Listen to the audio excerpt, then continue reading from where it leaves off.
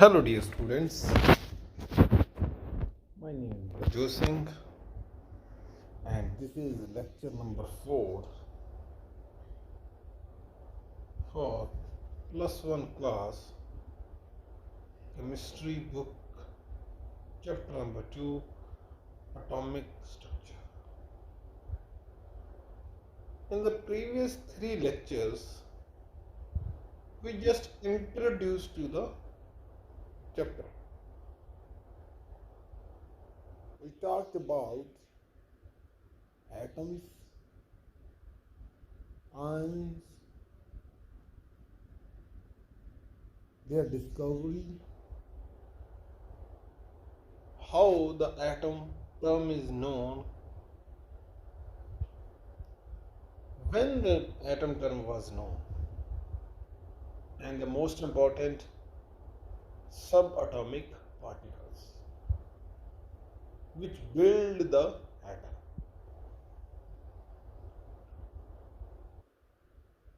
पिछले लेक्चर्स में हमने एटम के बारे में जाना। एटम क्या है, कैसे बना एटम, कब शुरू हुआ, उसके बारे में जानना, और फिर ये जाना कि एटम भी आगे डिवाइड हो सकता है। लेकिन जो एटम के आगे डिवाइड होने वाली चीजें हैं, जिसको हम सब एटॉमिक पार्टिकल्स कहते हैं, वो आइडेंटिकल होते हैं। ठीक है, इसलिए हम कहते हैं atom is the smallest unit. लेकिन जो सब एटॉमिक पार्टिकल्स हैं, उनका अरेंजमेंट ही एटम्स को डिफरेंट बनाता है। आज के आपके पीरियोडिक टेबल में 118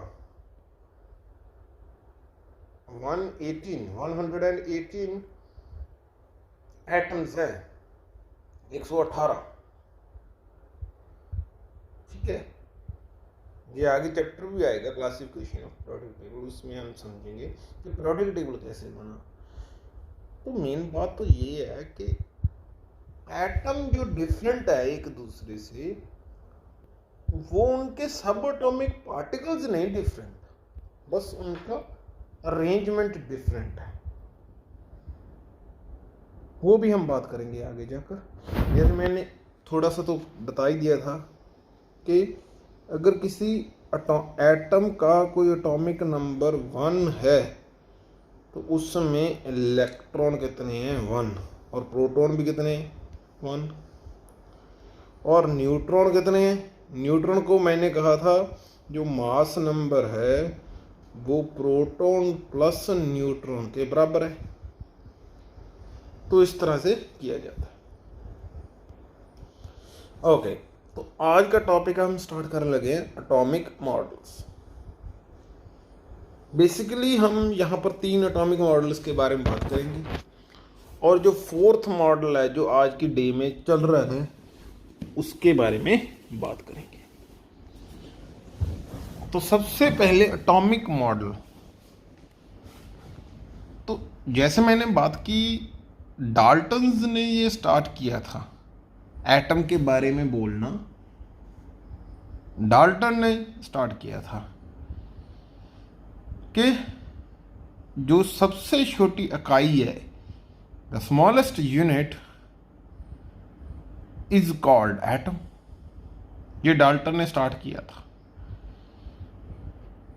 लेकिन वो उसके आगे की कोई थ्योरी नहीं बता पाया था।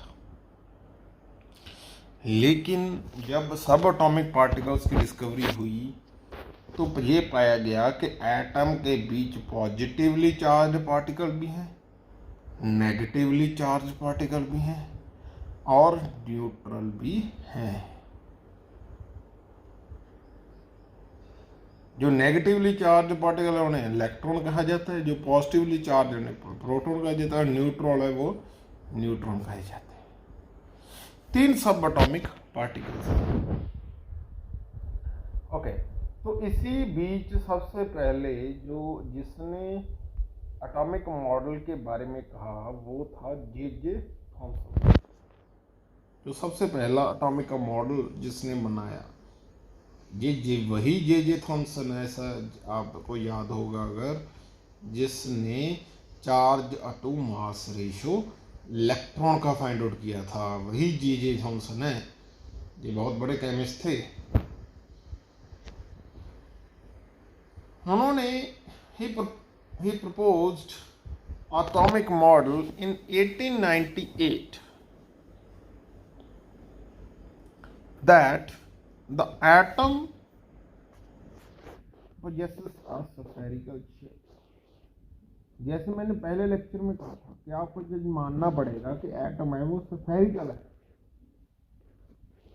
तो उसने भी यही कहा था कि ये स्फेरिकल है, और उसका उसने रेडियस भी बताया था 10⁻⁻10 मीटर के अराउंड है। आप लोगों ने फिजिक्स में यूनिट्स तो कर ही लिए होंगे अब तक, ठीक है। किसी दिन हम भी एक लेक्चर बनाएंगे यूनिट्स पर, ओके। तो उसने बहुत बढ़िया तरीके से अपना मॉडल बनाया था। ये जो मॉडल है, जे थॉमसन का ये मॉडल है, क्या कहा था उसने इसे प्लम पुडिंग मॉडल और रीजन मॉडल या फिर वाटरमेलन। आजकल तो गर्मी का मौसम चल रहा है, ठीक है, आजकल गर्मी का मौसम ही चल रहा है, तो ये वीडियो शूट कर रहा हूँ मैं जब, अब तो जून है, आप कब देख रहे हो जी मुझे नहीं मालूम, लेकिन जून है, जून मंथ में गर्मी है। तो इस मौसम में मैं पंजाब से हूँ, तो वाटरमेलन बहुत आते हैं, तो जो उसका मॉडल था आप वाटरमेलन से कंपेयर कर सकते हो। कैसे करोगे कंपेयर? बहुत आसान है। आप ऐसे कीजिए, अपने घर में एक वाटरमेलन जो पड़ा हुआ है फ्रीजर में से निकाल कर उसे बीच में से गोल गोल काट दीजिए, प्रेशर काटना, गोल काट दीजिए। तो इस तरह से समझाया था उसने भी वाटरमेलन के मॉडल। कैसे? जो बीच में, अगर इस वाटरमेलन में जो बीच में होगा, ठीक है, जैसे ये मैं वाटरमेलन एक बीच में से कटा हुआ ड्रा करूँ ये वाला, तो उसमें क्या होता है, उसमें बीच में उसके होते हैं रेड रेड होता है, जो बीच में क्या होता है, रेड रेड होता है, इस तरह से जो हम खाते हैं, ठीक है, इस तरह से होता है रेड रेड रेड, सभी जगह फैला हुआ था रेड रेड, जो हम खा लेते हैं जिसको। और उसके बीच में क्या होते हैं, इस तरह से बीज होते हैं, इस तरह से ऐसे लगे हुए, एम्बेडेड, जिसे हम एम्बेड, बीच में खुबे हुए होते हैं। तो यही था वाटरमेलन मॉडल जे थॉमसन का। He proposed that in atom the positive charge spreaded uniformly। आप लोग लिख सकते हो ये वाली डेफिनेशन अगर आप नोट सुना रहे तो, the positive charge spreaded uniformly and the negative charge embedded in the positive charge to make atom neutral। होल, आप लोग अगर मेरी डेफिनेशन नहीं समझे तो आप रिवाइंड करके फिर से सुन लीजिएगा और लिख लीजिएगा।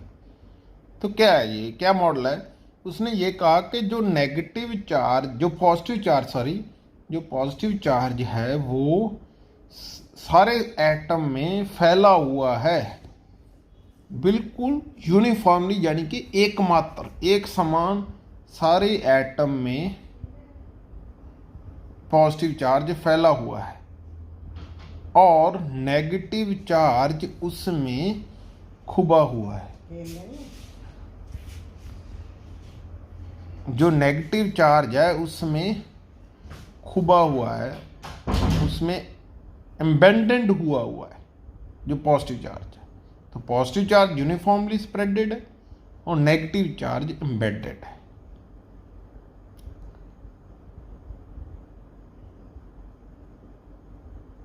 तो होल जो जितना पॉजिटिव चार्ज है उतना ही नेगेटिव चार्ज उसमें डाला हुआ है। तो होल द एटम है जो, और सारे का सारा एटम है, वो क्या हो जाता है, इलेक्ट्रिकली न्यूट्रल हो जाता है। ठीक है, इस तरह से उसने अपने मॉडल को समझाया था, उस वक्त में समझाया था। ठीक है, जे थॉमसन है, this was the J Thomson model. ये ऐसे इसमें जो आप फिर वही बात आ जाती है। ये मैं बुक यूज़ कर रहा हूँ एनसीईआरटी की, ये बुक है जो मेरे पास एनसीईआरटी की है। तो आपके पास बुक कोई भी हो सकती है, तो ये मत सोचिएगा कि मेरी बुक में तो कुछ और है और आप सर की बुक में कुछ और है। नहीं, आप लोगों की बुक में भी वही कुछ ही है, बस थोड़ा सा लिखने का तरीका अलग हो सकता है। कोई बुक किसी लाइन को 1 या 1.5 लाइन में ख़त्म कर देती है एक बात को, और कोई बुक उसी 1-1.5 लाइन की एक पैराग्राफ बना देती है। तो आप मेन बात को समझिएगा। Okay, an important feature of this model is that the mass of atom is assumed by uniformly distributed over the atom। तो उसने एटम का जो मास है,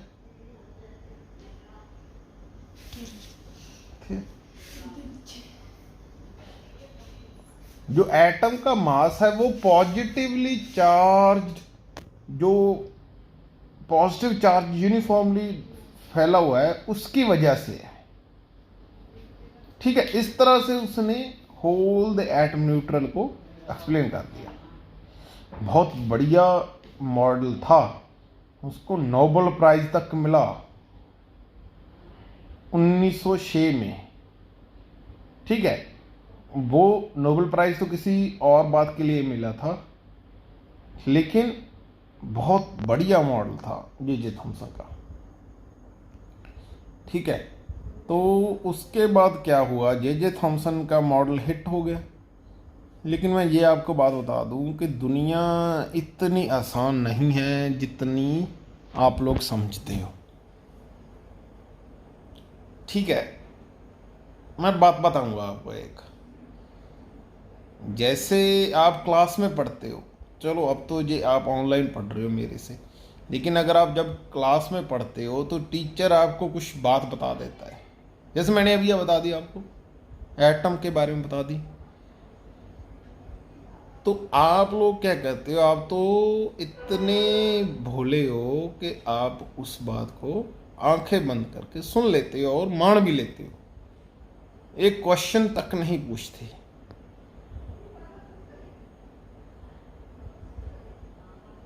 लेकिन जो दुनिया वो इतनी आसान नहीं है। तो इसीलिए उसके बाद आए रुदरफोर्ड।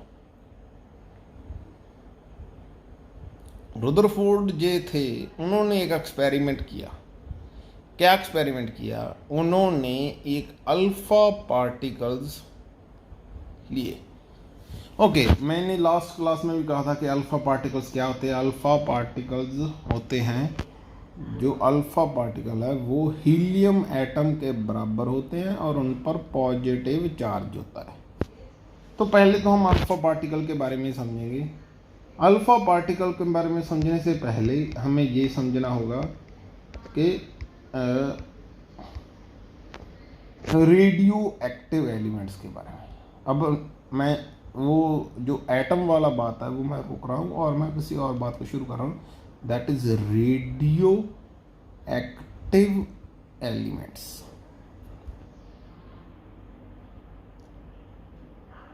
ऐसा है जैसे कोई एटम है, जैसे सोडियम मेटल है, आयरन है, तो ये सभी मेटल्स है, एटम्स है, और इन्हें एलिमेंट्स भी कह सकते हैं। लेकिन कुछ एटम्स ऐसे होते हैं जो रेडियो एक्टिव होते हैं। क्या होते हैं? रेडियो एक्टिव, जैसे यूरेनियम। ठीक है, जिससे एटम बम बनता है। ठीक है, अब रेडियो एक्टिव एलिमेंट होते क्या हैं, उनका फीचर क्या है रेडियो एक्टिव एलिमेंट्स का? तो रेडियो एक्टिव एलिमेंट्स है जो अपने से रेडियो एक्टिव एलिमेंट्स की डेफिनेशन है, आप लिख भी सकते हो, द सब्सटेंस और elements which emit radioactive radiations. The substance or elements which emit radioactive radiations from itself are called तो जो रेडियो एक्टिव एलिमेंट्स होते हैं वो अपने में से रेडिएशंस एमिट करते हैं। जैसे एक एक्सपेरिमेंट के थ्रू इसको समझते हैं। एक ब्लॉक लिया गया, एक वेसल लिया गया, कंटेनर लिया गया, उसमें एक रेडियो एक्टिव सब्सटेंस को लगा दिया गया। अब कौन सी रेडिएशन एमिट करते हैं ये इसके लिए पता किया गया। तो इस ब्लॉक को इस तरह से रखा गया, इस तरह से एक ब्लॉक एक वेसल में रखा गया, तो उसके इर्द गिर्द positive and negative electric field लगा। अब रेडियो एक्टिव सब्सटेंस है तो ये इसमें से रेडिएशंस निकलेंगी। तो ये ऑब्जर्व की गई कि कुछ रेडिएशंस उसमें से नेगेटिव जो चार्ज था उसकी तरफ निकली, कुछ पॉजिटिव की तरफ गई और कुछ गई सीधी। तो opposite charges attract each other की थ्योरी की मदद से ये पता किया गया, जो नेगेटिव चार्ज की तरफ गई हैं वो तो क्या है पॉजिटिवली चार्ज है, तो उनको कहा गया अल्फा पार्टिकल्स, और जो नेगेटिव पॉजिटिव की तरफ गई हैं वो उनके ऊपर नेगेटिव चार्ज है तो उनको कहा गया बीटा पार्टिकल्स, और जो सीधी गई उन पर कोई चार्ज नहीं है उन्हें कहा गया गामा पार्टिकल्स। तो इस तरह से होते हैं। फिर उसकी आगे स्टडी हुई, अल्फा पार्टिकल्स को हीलियम के इक्वल समझा गया, बीटा पार्टिकल्स जो नेगेटिव थे उसको इलेक्ट्रॉन के समान समझा गया, और गामा पार्टिकल्स को गामा रेज ही कहा जाता है। ओके, ये तो थी रेडियो एक्टिव सब्सटेंस की बात। तो फिर आ जाते हैं हम फिर से रदरफोर्ड के मॉडल पर। रदरफोर्ड ने क्या किया, एक छोटा सा एक्सपेरिमेंट किया, बहुत बढ़िया था। क्या था, उन्होंने अल्फा पार्टिकल्स को स्ट्राइक कराया मोनोक्रोमैटिक करते हुए एक थिन शीट पर, किसी गोल्ड की। जब गोल्ड की थिन शीट पर वो अल्फा पार्टिकल को स्ट्राइक कराया गया तो ये ऑब्जर्व किया गया कि 99% ऑफ द अल्फा पार्टिकल है वो सीधा ही चले गए, स्ट्रेट चले गए, और कुछ अल्फा पार्टिकल्स क्या हुए, रिफ्लेक्ट हुए। ये देखिए यहाँ पर बताया गया, यह आ रहे अल्फा पार्टिकल का बीम, और ये जो कुछ बहुत सारे तो सीधे निकल रहे हैं और कुछ क्या हो रहे हैं, कुछ उसमें से अल्फा पार्टिकल्स रिफ्लेक्ट हो रहे हैं।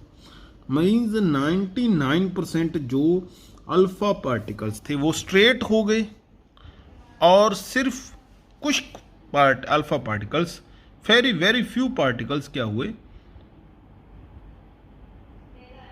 बेंट हुए अपनी जगह से।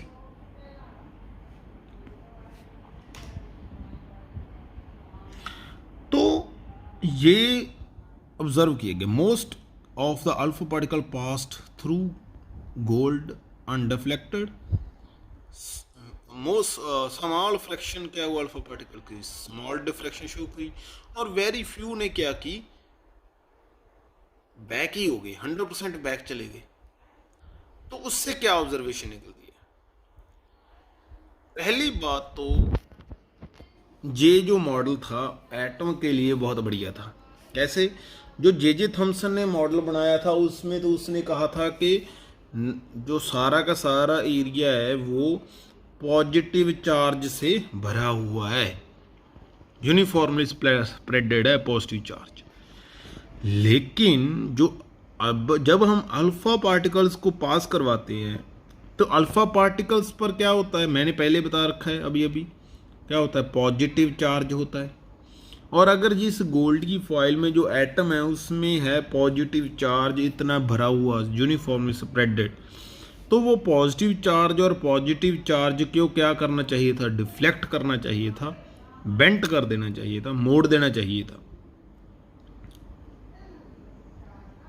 क्यों? क्योंकि same charges repel each other. Alpha particles भी पॉजिटिव चार्ज है, एटम में भी पॉजिटिव चार्ज है अगर जे थॉमसन की माने तो 100% जो लाइट्स है, मतलब ये जो ऑब्जर्वेशन आई है कि वेरी फ्यू पार्टिकल्स ही रिफ्लेक्ट हुए, तो उल्टा होना चाहिए था, वेरी फ्यू पार्टिकल्स स्ट्रेट जाने चाहिए थे और ज़्यादा से ज़्यादा पार्टिकल बैक आ जाने चाहिए थे, क्योंकि पॉजिटिव चार्ज ही वहाँ पर। तो भाई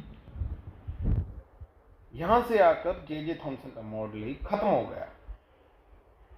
तो इस बेसिस पर कुछ बनाई गई थ्योरीज बनाई गई, क्या बनाई गई, कंक्लूजन बनाया गया, जो अल्फा पार्टिकल्स है वो अनडिफ्लेक्टेड गए हैं, मतलब वो सीधे चले गए, उनको ऊपर कोई असर ही नहीं हुआ एटम का। तो इससे ये पता चलता है कि 99 जितना जगह से वो आगे सीधे चले गए वहाँ पर कुछ नहीं है, मीन्स 99% ऑफ दी जो स्पेस है एटम के अंदर वो एम्प्टी है, खाली है।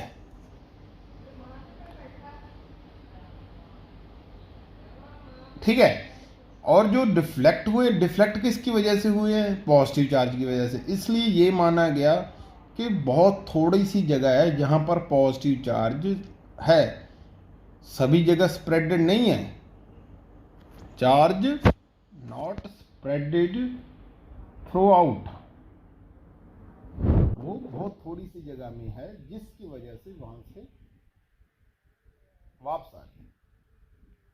उसको उन्होंने कैलकुलेट भी किया, वो जो एटम का रेडियस बताया गया था 10⁻10 मीटर, तो जो उसने जो था जहाँ से जो अल्फा पार्टिकल बेंट हो रहे हैं पॉजिटिव चार्ज है जहाँ पर, उसका उन्होंने रेडियस भी फाइंड किया, दैट इज 10⁻15 मीटर। और यहाँ से जो बेंड हो रही है उसको उन्होंने नाम दिया न्यूक्लियस का। मीन्स न्यूक्लियस है एटम के बीच जिसमें पॉजिटिव चार्ज ऑक्युपाइड किया हुआ है और जहां से एटम का सारा पॉजिटिव चार्ज प्रेजेंट है।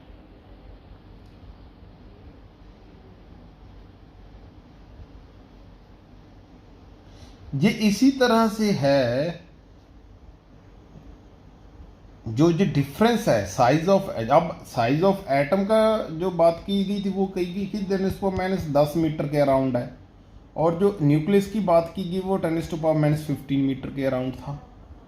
तो ये 10⁻5 जो मीटर का फर्क पड़ा है, ये इस तरह से है कि जैसे एक 5 किलोमीटर रेडियस के किसी ग्राउंड में एक क्रिकेट का बॉल रख दी, इस तरह से न्यूक्लियस। तो on the basis of these observations Rutherford ने एक न्यूक्लियर मॉडल को प्रेजेंट कर दिया। क्या प्रेजेंट किया, a positive charge and the most of the mass of the atom was densely concentrated in the small region, this is called nucleus. तो उन्होंने कहा कि जो पॉजिटिव चार्ज है वो बहुत थोड़ी सी जगह में है और कंसंट्रेटेड है, और उसे नाम दिया गया न्यूक्लियस का। और nucleus surrounded by electrons moving around the nucleus with high speed in circular path orbit. और जो इलेक्ट्रॉन है उसके इर्द गिर्द घूम रहे हैं, ना कि उसके अंदर एम्बेडेड है, और वो एक सर्कुलर पाथ में घूम रहे हैं, जैसे सोलर सिस्टम में घूम रहे हैं सन के इर्द गिर्द हमारी planets. Electron and nucleus are held together by electrostatic force of attraction. जो इलेक्ट्रॉन्स हैं वो एक इलेक्ट्रोस्टैटिक फोर्स ऑफ अट्रैक्शन से बंधे हुए हैं, एक दूसरे से जुड़े हुए हैं। तो इस तरह से रुदरफोर्ड ने एटॉमिक मॉडल को प्रेजेंट किया, लेकिन इसकी भी बहुत सारी लिमिटेशंस थी जो हम आगे के चैप्टर में पढ़ेंगे, आगे के लेक्चर में पढ़ेंगे। Sorry, thank you.